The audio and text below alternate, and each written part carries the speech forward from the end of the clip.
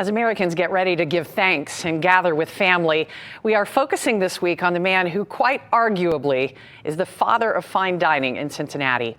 It's been almost a year since Chef Jean-Robert de Cavel's passing, and while the people who love him will feel a void this holiday season, the many who were friends with him and worked with him continue to celebrate his life and his legacy.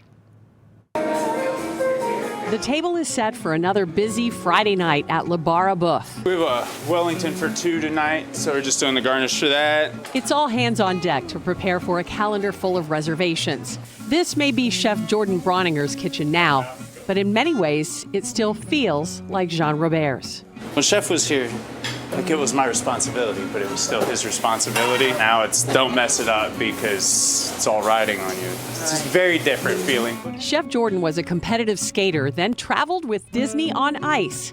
Then Jean-Robert gave him a chance that would change the course of his life and career. I told Chef, I'll start wherever you need me to. I'll start in a dish tank, whatever you need me to do. If I'm going to work for somebody, I'm going to work for the best. And he said, well, I don't think you need to start there. He spent much of the next decade learning from the man who mentored hundreds of Cincinnati's best culinary talents. And then we're doing cream corn, fingerling potatoes, and broccolini on that. It's an iceberg wedge with watermelon, bacon, blue cheese, and fried green tomato. They're his recipes. Recipes which continue to attract accolades. Number 3 on the Cincinnati Magazine Best Restaurants list. This fall, the Enquirer's top 10 places to eat in Cincinnati. And this month, Jean-Robert's wife Annette and daughter Leticia represented him in Miami as he received the top award from his peers for French master chefs in the U.S., the Silver Toque. We're carrying on his legacy. I'm doing this for him and his family. Ann Thoman began working with Jean-Robert more than 20 years ago. A favorite server to customers at several of his restaurants, she followed him to Bar à Boeuf.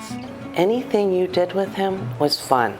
You could be working your face off, but you were laughing, and you were so honored to be doing it with him, and the end result was always beautiful. As Jean-Robert battled through cancer for years, and mourned the closing of Table, his troubles were never on display. And he taught us that. Leave your troubles at the door and you come to work. I love the fact that you decided to come back and see me again. Maitre d' Mary Lou Lynn now serves as the restaurant's source of strength. Deep inside of me, I knew that I needed to continue on because it's what he wanted us to do. Apparently, so did the customers, but they're here for something more than the white tablecloths, wine selection, or caviar carefully placed by Chef Jordan. I think because Jean-Robert was always so kind to everybody, and he felt that he had a relationship with everybody that walked in this store. Be it to say hello, how's your dinner, and thank you for joining us. It's just the Jean-Robert thing. It's been quite an experience. It's probably one of the best opportunities I've had at any point in my life to do something that I feel is important for the city, and also to keep working in the way that he would want us to is just a tremendous opportunity and a blessing. I was just so grateful that our paths crossed and that I got to work for him, and everything he put out. He was like this beautiful gardener planting seeds all over the city, and now everything is in full bloom. He started this culinary institution, if you will, of the city. Without him, there wouldn't be anything.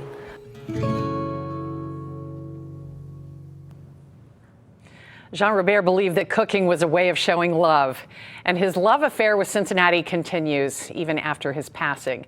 I spoke with his wife Annette about how her family is moving his legacy forward by improving the customer experience, cultivating the next generation of culinary talent in the city, and even growing their company. And I'll bring that to you tomorrow, right here on Local 12. One thing I just wanted to add, even though they are missing him so much, and it's like any loved one, you're missing them, you're sad, but they have so much joy in that restaurant in continuing what he did. And I think it's because of his example. Like, no matter what he was going through, he did it with joy and love. And you can tell in that chef, this is doing it for him and for the city. And a had times where he was very ill. Yeah. I mean, very ill. He was still showing up, and he was still showing the next generation how to do, and always had that sparkle. I talked about his smile earlier, but there was also that sparkle in his eye. Yeah. And I think he survived as long as he did because he still had that. He had his work, he had his restaurants, he had this whole family in the city around him, and I think, you know, that's why he was able to keep going as long as he did. I know you mentioned like it's hard for restaurants to stay alive, and his wife mentioning good customer service and improving, you know, that's what keeps it open. Yeah, that's right. And you'll hear more tomorrow. Yeah. But I really am thankful to everyone for talking and that was a with me. beautiful piece. That was good. Thank you. Hey there, thanks so much for visiting the Local 12 YouTube channel. Click the links, hit subscribe to get notified anytime we post content to this channel.